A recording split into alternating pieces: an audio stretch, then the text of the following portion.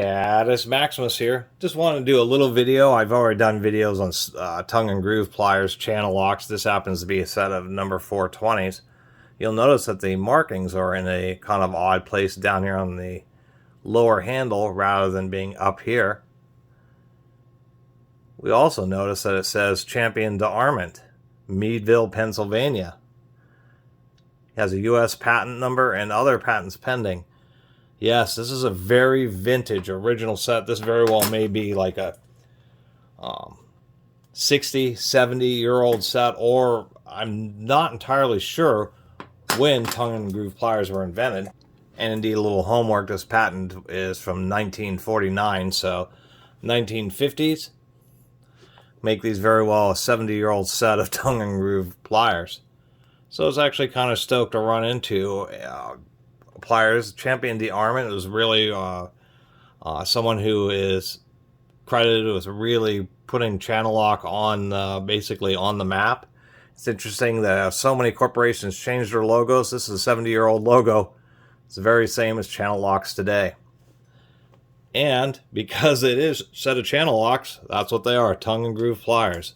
We have a set of circular grooves. These were as an alternative to slip joint pliers, just to give you more range of capacity for a given handle length, and the fact that you just have a much more reliable connection here with that, and then you have the little tongue on the backside, and that's essentially what it is. This is like a 10-inch setup, and so you can go relatively small to quite large. Now these are still relatively common, although they're being replaced by things like water pump pliers and that type of thing.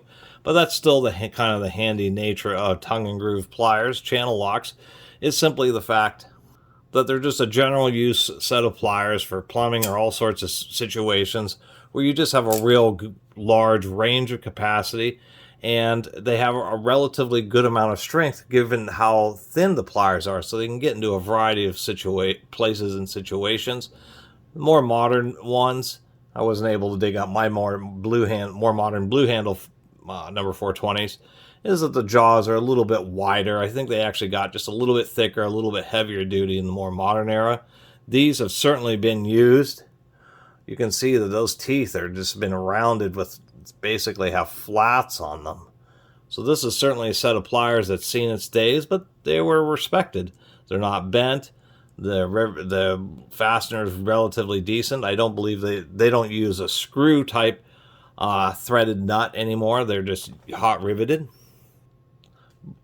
But other than that, it's just kind of neat to see a tool like this. It's actually a little bit more rare to run into a very old set of channel locks than it is like old diamond slip joint pliers.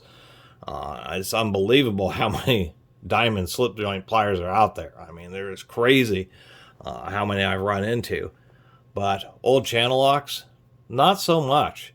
Surprisingly enough, they probably do get, you end up in some situation where you're doing some heavy twisting action, and you can get some bad bending or even breaking, particularly on these old ones, because you can see the metal right here where it tapers down gets pretty darn thin, and it can be bent and broken pretty easily.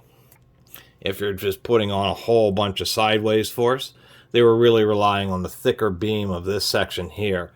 And that's one of the things that has improved, is they just thicken them up a bit on the more modern versions.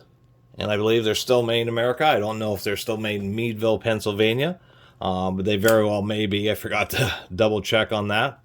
But once again, just thought it was neat to run into just a true vintage classic set of channel locks, one of the tools that made the name of the brand. Do have a little bit of damage on the jaws there. That looks like somebody was holding something and using it on a grinder to cause that kind of damage. But other than that, it's just a nice little addition to